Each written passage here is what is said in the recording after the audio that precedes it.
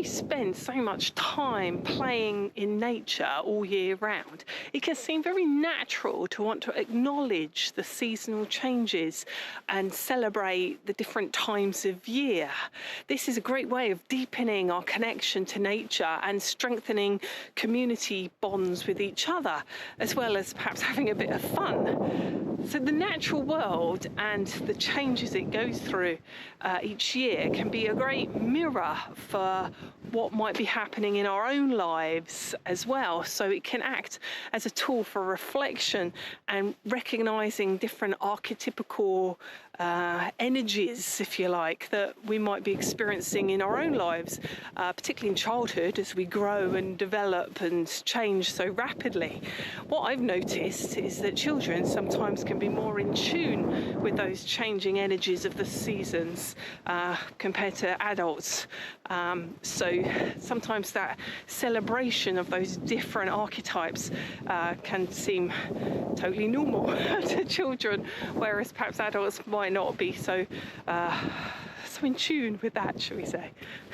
So we're currently coming up to the Celtic festival of Imbolc, which is like the halfway mark between winter solstice and spring equinox.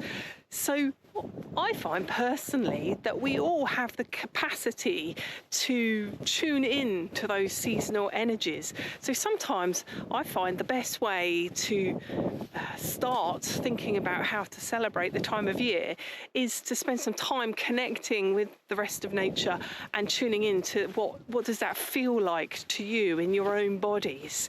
So this is something you could do on your own, or you could do it with the children, but just spend some time, ideally out in nature. If you've got a sit spot practice, you could do it at a sit spot, but just really kind of being present here and now and observing, what's going on right now in nature. With the children, you might want to introduce certain sensory practices or mindfulness exercises to help them kind of tune in to their senses of sight and hearing and touch, so that kind of they get that full sensory experience if they need help to do that. And what does it feel like out here, right here and now, in this particular time of year? What do you notice? What sort of is the rest of nature kind of saying? If it could talk words, what sort of words come to mind? And perhaps take some time to really feel into that. And that kind of together will create this picture of what is the sort of energy of Imbolc, what's going on. So for example, myself and Lily Rowe, as we've been out and about this week, we've started to notice the hints of new life emerging. So the snowdrops are out in places, the catkins are on the hazel trees, and the tiny little female pink flowers on the hazel trees are coming out too. Very exciting. The birds are starting to sing more, but it's still quite cold. The leaves are not on the trees. Some of the buds are looking a bit fuller perhaps, but it's not quite spring. Winter's still got hold, but there's that promise of new life that's just round the corner. It's it's a time of hope that spring will return. It's sort of a mysterious time of year. There's that potential energy lying dormant in the earth, ready to spring forth and return anew. So that's kind of what we've been looking at in the landscape, and that's the sort of feelings that I kind of feel that evoke in me. It's like a hopeful, potential feeling. So you could also use that as a way of reflecting upon how it's feeling for you energetically in your life. So this is something that you could also do with children as well, depending on their age and understanding. You could ask questions that are sort of in line with the energy of Imbolc, like what am I brewing in my own life that might sprout forth in the future? Or you could do sentence starters like, in my own life, I would like to awaken, and then carry on that sentence. What do you want to awaken in your life?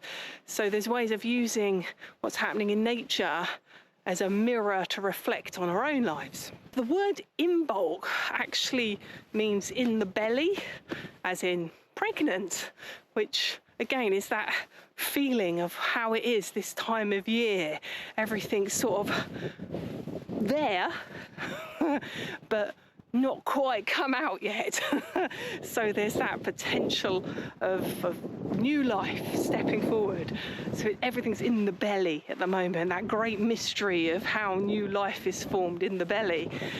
This also is probably a reference to our ancestors, and when we were very reliant upon land and farming, like the first lambs and sheep would be being born starting around the time of Imbolc, which, if you think about it, before there was milk available all year round, that first milk would be probably much desired, perhaps even life-saving after a long cold winter.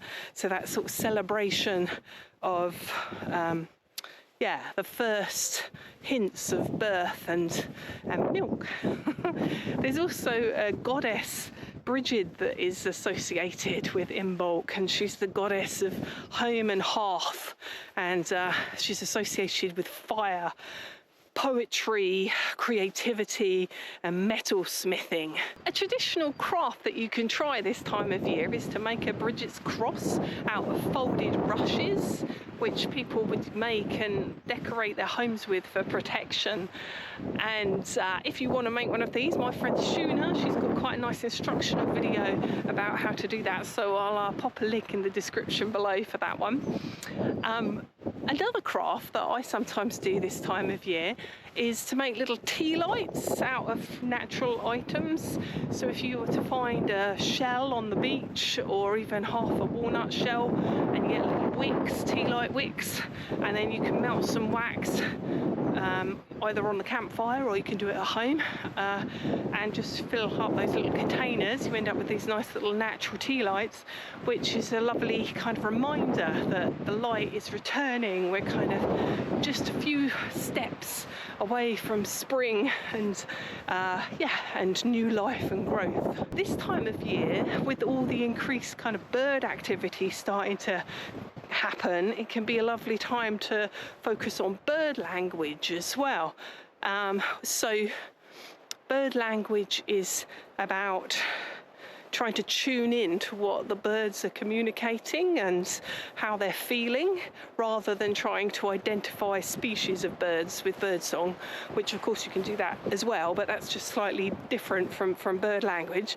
So this is for the songbirds rather than other species of birds like crows and stuff. John Young, he's written a book called What the Robin Knows that goes into this in much more depth. I think there is also a video online that you can kind of get an introduction, which I'll pop the link in the description.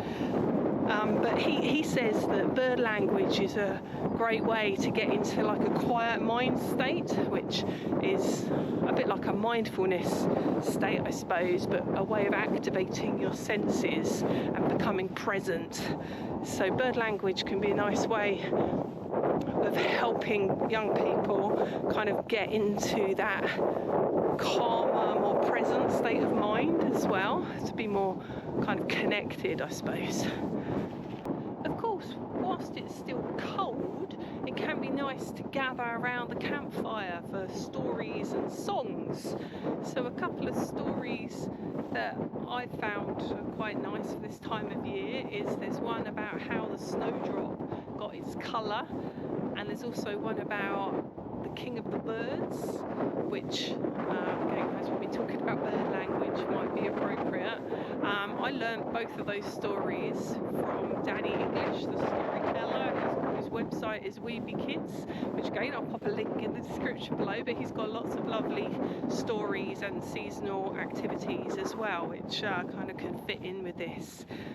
Song-wise, a couple of suggestions are, there is the Snowdrop song, which is from the Children's Forest and Anna Richardson, which again they've got, if you're looking for songs, they've got songs sort of devoted to all different UK trees and plants, and again often quite seasonal. Again, more links in the description. And there's also a nice song called Light is Returning by Charlie Murphy, which I suspect if you were to Google that or look on YouTube you'll find that, which is quite a funky kind of thing. It's quite a good winter solstice song as well, but I think it still stands for Imbolc with that kind of light returning vibe. That's quite a fun one too.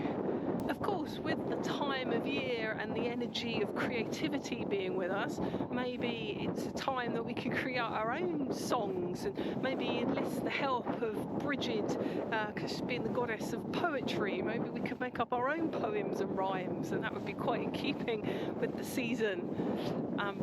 Recipe wise, if you want like seasonal recipes, because historically milk would have been a big thing this time of year, you could maybe make warm milk on fire, or a plant-based alternative, and add some spices or a little bit of honey to make warm spiced milk maybe.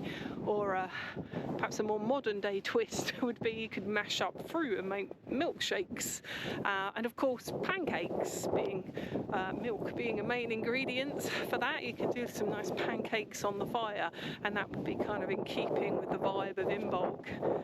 A few other kind of random ideas that might fit in with this energy is you could wake up the land. Perhaps you could make nice sticks with decorate them with ribbons and bells, and particularly younger children, I'm thinking here, could go round and wake up the plants and the trees.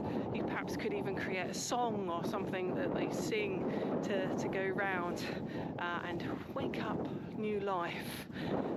Of course, there might be treasures of new life that you might find as well when you're out and about, because again, often in the winter time people don't think there's much out here to see, but often those signs of life can be quite small and quite delicate, like little catkins or little new shoots.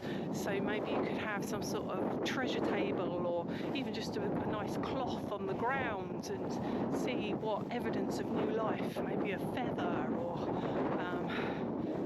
some green growing somewhere, that children could collect, and you could co-create a little new life Imbolc kind of treasure share. Of course, sharing gratitude is a great all times of year, but if you wanted to embrace the energy of Imbolc, maybe you could kind of think about what you're grateful for in terms of what's emerging, or sort of gratitude for sort of help on the way, or gratitude for creativity, sort of use the energies of this time of year to sort of frame your gratitude. Finally, another idea might be to share like guided imagery or visualizations with people, and this time of year it might be about kind of like, you could do one about a new plant growing or something. So you start off as a seed or a bulb dormant in the ground, and you start that process of germination and kind of grow into new life, or something like that. That's fitting for the time of year that you could kind of do. Of course, all of these ideas may or may not resonate with you and your group, and I think the thing about celebrating festivals or different times of year is the most powerful ones are when they're co-created with the group that are involved with them. So sometimes as the adult facilitator, you might have some ideas, maybe some of the things that I've just kind of suggested in this video, you might start there, but then you'll find that the children kind of take it and run with it in a slightly different direction to what you anticipated. But if you've kind of done some preparation in terms of connecting to the time of year and the energies that are around, often like what's co-created with the children can be so much more powerful than if it was kind of what you originally planned.